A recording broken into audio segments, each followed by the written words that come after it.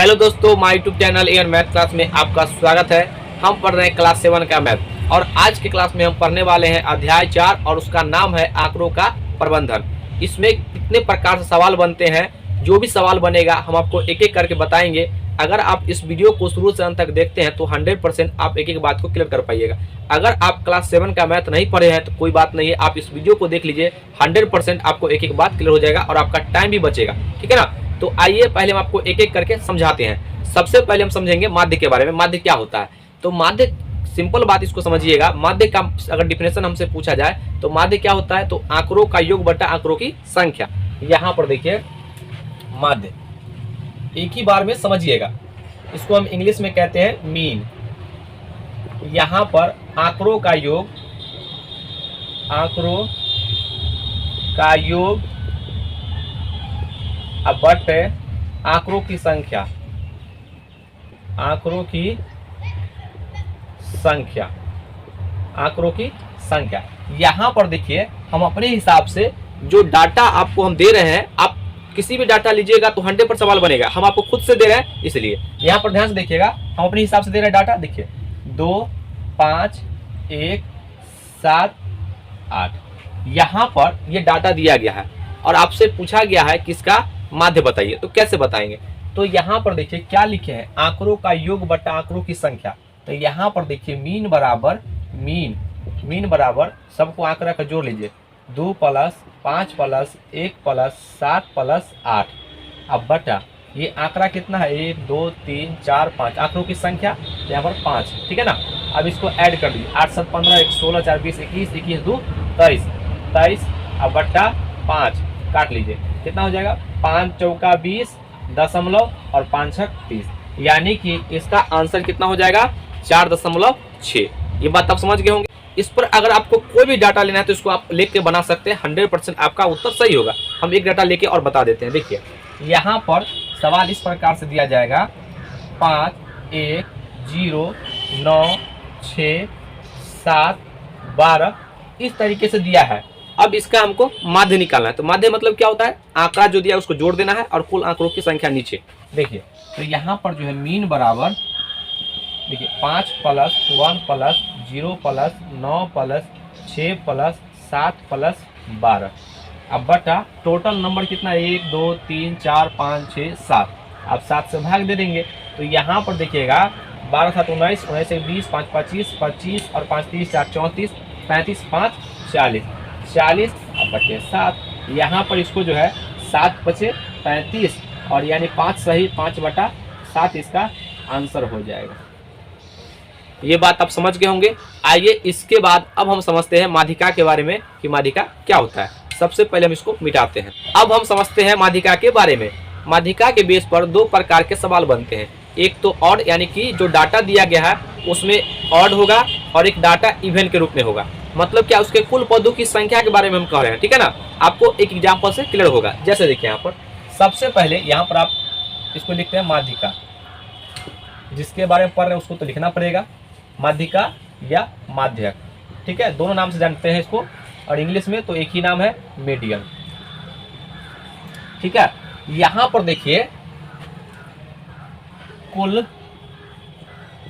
पदों की संख्या, ये n से लिखते हैं, और n जो होगा वह विषम होगा। ये विषम के लिए बता रहे हैं, विषम यानी ऑड के लिए बता रहे हैं। ठीक है। उसके बाद हम आपको इवन के लिए बताएंगे। यहाँ पर ध्यान से देखिएगा, इसका जो होता है माध्यिका का फॉर्मूला, माध्यिका या माध्यक हम एक ही लिख रहे हैं। ठीक है ना। यहाँ पर n + 1/2 वह पद। अभी आपको कुछ समझ में नहीं आ रहा होगा, एक एग्जाम्पल लेंगे, सारा क्लियर हो जाएगा। ठीक है ना। यहाँ पर देखिए 5 2 7 12 15। यहाँ पर देखिए हम अपने हिसाब से एक डाटा लिए हैं। डाटा तो आप कोई भी ले सकते हैं, एक बार आप समझ गए तो कोई भी डाटा आएगा तो उसको आसानी से बना लीजिएगा। यहाँ पर देखिए सबसे पहला काम आपका होना चाहिए, जो भी डाटा दिया गया होगा उसको असेंडिंग ऑर्डर में या डिसेंडिंग ऑर्डर में आपको सजाना है, बढ़ते क्रम में या घटते क्रम में। इसको जो हम असेंडिंग ऑर्डर में सजा लेते हैं, असेंडिंग ऑर्डर, ये पहला काम आपका होना चाहिए, ऑर्डर। तो सबसे पहले क्या लिखिएगा? 2 लिखेंगे, उसके बाद 5 लिखेंगे, उसके बाद 7 लिखेंगे, उसके बाद 12 लिखेंगे और उसके बाद 15 लिखेंगे। क्या इतना बात आप लिख सकते हैं ना? ये बात आप लिख सकते हैं, ठीक है। अब यहाँ पर पता कीजिए n क्या है, तो n आपको समझ में आएगा। देखिए यहाँ पर n 1 2 3 4 5, तो n जो होगा 5। इसमें जो कुल पदों की संख्या कितना है, तो 5 है। ये बात क्लियर है। अब देखिए यहाँ पर कुल पदों की संख्या 5 है और यहाँ पर मीडियन के लिए हमको निकालना है मीडियन। तो यहाँ पर देखिए फार्मूला, ये n के जगह 5 रखेंगे, 5 + 1 अब बटा 2, यहाँ पर वहाँ पद। अब यहाँ पर ध्यान सुनिएगा, यहाँ पर 5 1 6, 6 बटा एक बार और हम लिख देते हैं, 6 बटा 2 वहाँ पद। सो काट लीजिए, कितना हो जाएगा, ये आपका हो जाएगा 3वां पद। देखिए ये 3वां पद, यानी कि जो हम इसको अरेंज किए हैं, इसमें से स्टार्टिंग से तीसरा पद ही माध्यिका हो जाएगा, ठीक है ना। यहाँ पर देखिए ये तीसरा, देखिए पहला, दूसरा और तीसरा, तो यही माध्यिका हो जाएगा। तो इसका आंसर कितना हो गया, 7। ये बात आप समझ गए होंगे, ठीक है ना। ये तो था जो n का मान अगर ऑड होगा तो। अब n का मान इवन होगा तो कैसे बनाएंगे, आइए समझते हैं। यहाँ पर कुल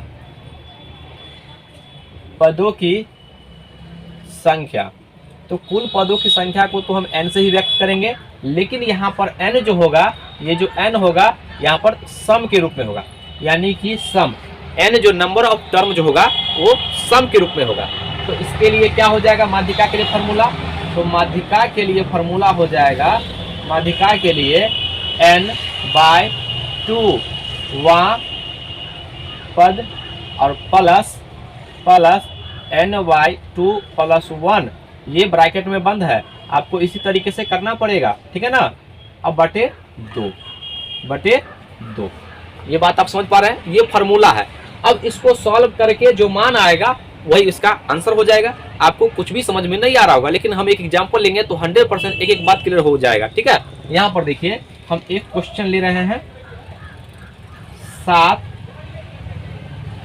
3 15 10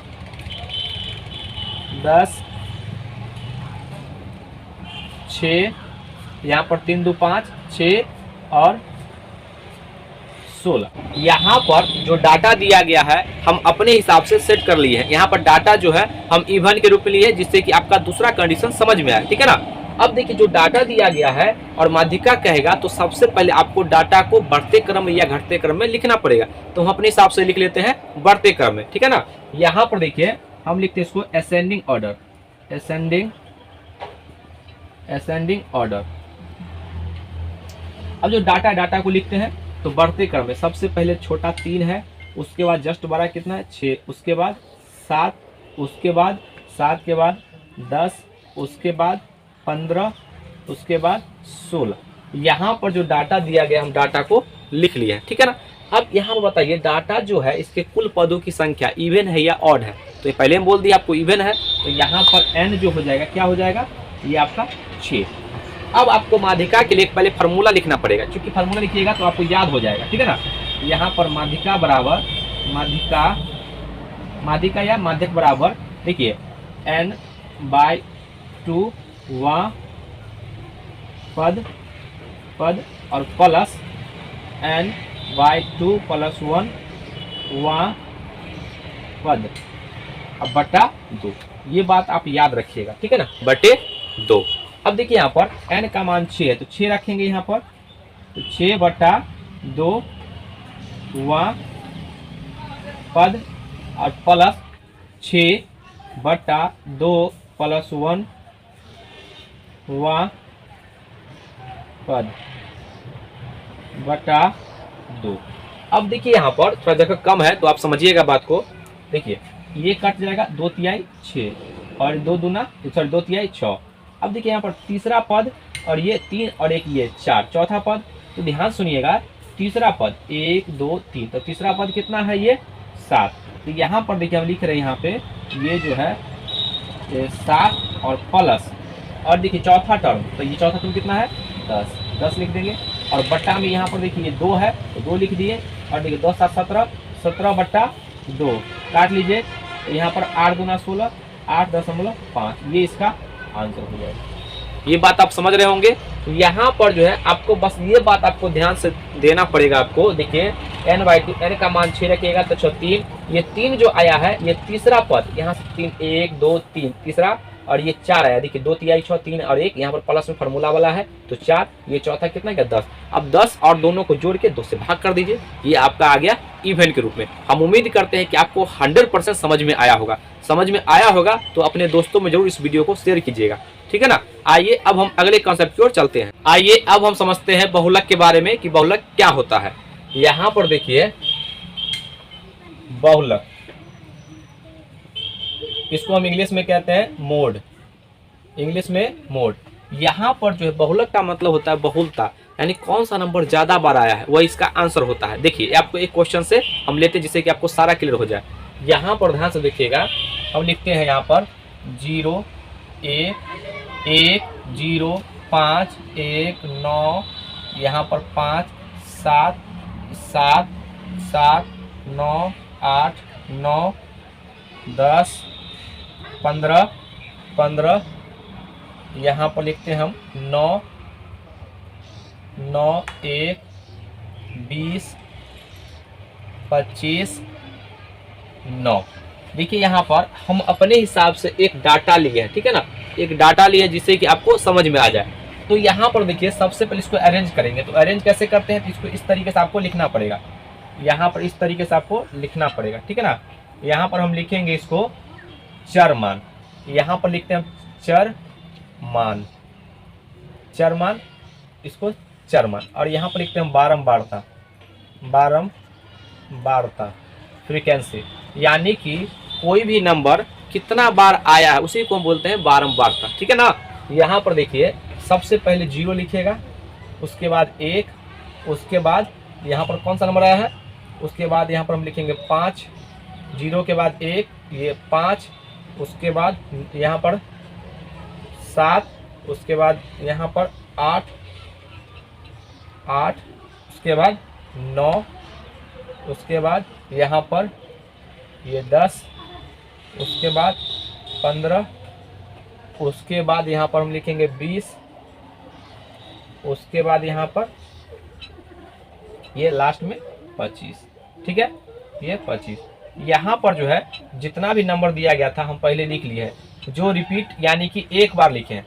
अब आपको ये काम करना पड़ेगा, जी कौन नंबर कितना बार आया है वो आपको इस खाने में लिखना पड़ेगा बारंबारता में, ठीक है ना। तो बताइए 0 कितना बार है, तो 0 सिर्फ 2 बार है। 1 कितना बार है, तो 1 2 और यहाँ पर 3, तो ये 3 बार है। 5 कितना बार है, तो 1, ये 1 2 बार है। 7 कितना बार है, 1 2 और 2 बार है 7। आपको यहाँ पर देखना है कि छूटे नहीं। और 8 कितना बार है, तो 8 जो है सिंगल 1 बार है, 1 बार है 8। यहाँ पर 1 1 2 3, 1 जो है यहाँ पर 3 बार है, ठीक है, तो 3 बार लिख दिया, ठीक है सही। 8 9 देखिए यहाँ पर 9, तो यहाँ पर 1 2 3 4 और 5, ये 5 बार है। उसके बाद यहाँ पर देखिए 10 कितना बार है, तो सिंगल बार है। और 15 कितना 1 बार है। और 20 कितना बार है, 1 बार। और 25 कितना बार है, तो 1 बार है। यहाँ पर हम लिख लिए। अब आपको यहाँ पर ध्यान से देखिएगा, अब यहीं पर आंसर आ जाएगा। अब आपको देखना है जो कौन नंबर ज्यादा बार आया है। तो यहाँ पर देखिए 9 जो है ज्यादा बार आया है, 5 बार आया है। कितना बार आया है, 5 बार। तो 5 आंसर नहीं होगा, ये 9 आंसर हो जाएगा। तो यानी कि इसका बहुलक जो हो जाएगा, बहुलक कितना हो जाएगा जी, बहुलक 9 हो जाएगा। ये बात आप समझ गए ना। आपके मन में एक सवाल आता होगा कि सर कभी कभी दोनों अगर समान हो गया तो, मान लीजिए 9 भी आ गया 5 बार, अगर 8 भी आया था 5 बार, अगर 25 आता 5 बार, तो दोनों बहुलक हो जाता। क्या हो जाता, दोनों बहुलक, ठीक है ना। यहीं पर आपको हम एक बात समझा देते हैं परिसर के बारे में। ये परिसर क्या होता है समझिए। यहाँ पर परिसर, इसको हम इंग्लिश में कहते हैं रेंज। क्या बोलते हैं, रेंज। रेंज मतलब क्या होता है इसका, कि इसका फॉर्मूला होता है अधिकतम मान माइनस न्यूनतम मान, यानी कि उच्च मान। परिसर बराबर होता है, रेंज बराबर होता है यहाँ पर, रेंज बराबर मैक्सिमम वैल्यू, ये आपका हो जाएगा maximum value minus minimum value, minus minimum value. अब यहाँ पर ध्यान से देखिए, कुछ नहीं करना है। रेंज, इसको परिसर लिखिएगा यहाँ पर, परिसर बराबर उच्च मान माइनस निम्न मान। अब देखिए यहाँ पर इसमें सबसे उच्च कौन है, सबसे उच्च 25, तो 25 लिख दीजिए, यहाँ पर 25 लिख दिए। और सबसे न्यूनतम कौन है, तो 0 है, तो 0 लिख दीजिए और घटा दीजिए। क्या घटा के क्या आ गया यहाँ पर, घटाने के बाद ये 25 ना आया, तो यही तो आंसर हो जाएगा, यही आंसर हो जाएगा। ये बात आप समझ गए होंगे। तो आज का वीडियो कैसा लगा, अगर वीडियो अच्छा लगे तो इसको लाइक कीजिए, सब्सक्राइब कीजिए, शेयर जरूर कीजिए। आज के लिए यहीं तक, जय हिंद जय भारत।